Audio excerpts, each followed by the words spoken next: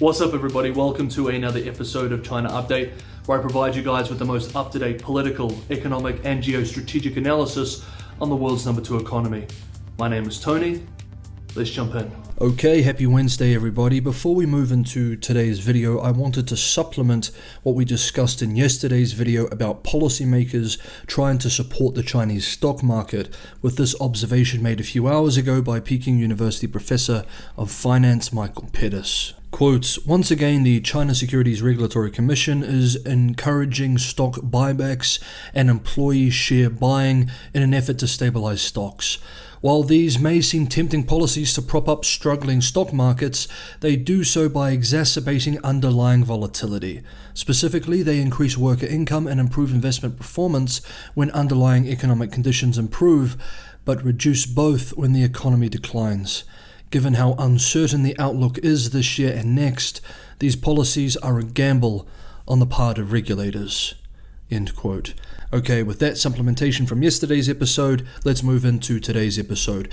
At a press briefing in Beijing yesterday, Tuesday, the Chinese Deputy Foreign Minister announced that the government has granted provincial governments their full allocation of special bonds to be used for infrastructure investment, a sign that much stronger stimulus will be used this year, and something that we have been anticipating for some time now.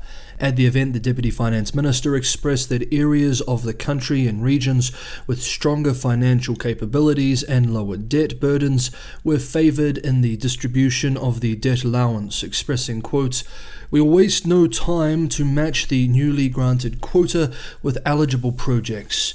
We will ensure that special bond proceeds will be used to drive investment up significantly." End quote. The thing is, however, it is typically, though not always, the regions with the worst debt levels which are in most need of stimulus, if the primary objective is to achieve politically acceptable growth rates, that is. For example, in Guizhou province in the southwest, the government debt ratio, the ratio of outstanding debt to comprehensive fiscal resources, has exceeded the warning line of 100%. The head of the Ministry of Finance's Department of Treasury explained yesterday too that approximately 71,000 projects will be funded with the proceeds of special bonds at the local government level. These are roads, bridges, airports, high-speed rail, public housing, and other projects. During the first quarter, sales of special local government bonds hit a record high for that time of the year. We remember that last month the State Council directed that the annual quota should be used by the end of September, so the issuance of these bonds will likely increase. Bloomberg's Hong Kong unit observes in a report today that Beijing is pinning its hopes this year on infrastructure to help bolster the economy in the face of a property market slum and COVID lockdowns, both of which, of course, we've been following very closely. According to Bloomberg calculations, local governments have planned investments on quote-unquote major projects of at least 14.8 trillion yuan, $2.3 billion this year. Quote, the government last month set this year's quota for special local bond sales at 3.65 trillion yuan, including a 1.46 trillion yuan granted in December to front-load stimulus. Most of the bonds are meant for infrastructure investment, with some also intended for other purposes like boosting banks' capital. Xu said 86% of the quota handed down last year has been used. End quote. On China Update, we have discussed many times the concerns with turning to debt-fueled infrastructure as a fiscal tool for growth in China at this stage of its development. While domestically, most agree now that housing construction needs to be reduced as a share of overall economic activity and the sector needs to deleverage, the question of how much infrastructure is too much is still very much debated within China itself, with some influential and well-respected economists arguing that yes, China has plenty of space to keep building infrastructure even when this infrastructure is paid for with debt. Though we are also seeing Chinese economists, this year especially, warning that Beijing needs to be more cautious with infrastructure spending. Quote, Since the fourth quarter of last year, China's ruling Communist Party and government have taken emergency measures to cope with an economic slowdown. One prominent measure is to expand fixed asset investment, including infrastructure investment, which is most manageable to the government and considered to best reflect the country's institutional advantages. The strategy appears to have garnered fast results, with consumption, total revenue sales of social consumer goods, investment, fixed asset investment, and industrial production all significantly exceeding market expectations in the first 2 months of this year. But if we look back at China's history of stimulating the economy with high investment, especially since the 2008 and 2009 global financial crisis, this kind of short-term counter-secular strategy does not guarantee a reasonable level of employment, nor does it ensure improvement in the proportion of household income in national income." End quote. We can see in this quote that Zhu here touches on this idea that Chinese policymakers feel that investment in infrastructure is a preferred policy option due to the quote-unquote country's institutional advantages. Now, what is meant by this? Well, it's believed by policymakers that the country has certain institutional advantages that make infrastructure a particularly useful fiscal tool. It's believed that these advantages include 1. The organizational structure of the government, 2. The power of local governments over resource allocation, 3. The use of local government financing vehicles, a very Chinese institution, and 4. The size and power of SOEs. However, a critique to this we have seen in more recent years is that this is only an institutional advantage when a poor country suffers from infrastructure deficits, where infrastructure spending can result in large productivity gains. Once infrastructure stock in an economy reaches a point of diminishing productivity returns, though, then this institutional advantage becomes an institutional disadvantage, as often what we see in the past is that vested interests prevent the reforms needed to transfer the growth model away from unproductive infrastructure spending to, say, manufacturing and consumption. And indeed, this is partly what the Beijing-based economist quoted above is getting at. This is what they also expressed in a piece in financial media in China this week. Quote, "The reality is that China's 30 years of infrastructure frenzy and 20 years of rapid real estate growth are coming to an end.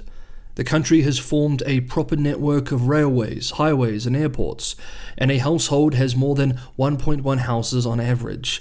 There may be some room to expand infrastructure in the fields of digital infrastructure and soft infrastructure, such as data centers and public service facilities, but that cannot reverse the trend of structural changes in China's economic growth. It's difficult to continue to regard infrastructure as the main economic growth driver, as the contribution of final consumption expenditure to GDP growth has reached 65%. End quote. Other commentators have been even more vocal about their concerns in this area, that is, greater infrastructure spending this year.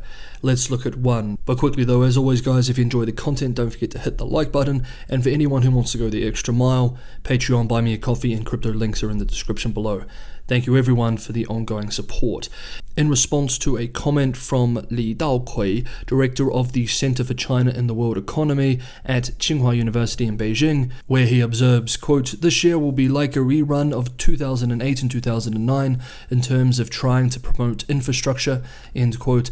Washington-based veteran China analyst Bill Bishop expressed today, quote, "I am not sure how plugged in Li Daokui is these days.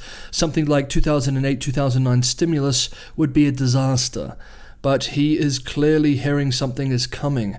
I have been hearing that actually the 5.5% GDP growth target is not going to be adjusted, and so they will do whatever it takes." End quote. Okay, next up, let's just touch on a few key developments with the outbreak and lockdown situation, particularly in Shanghai this week.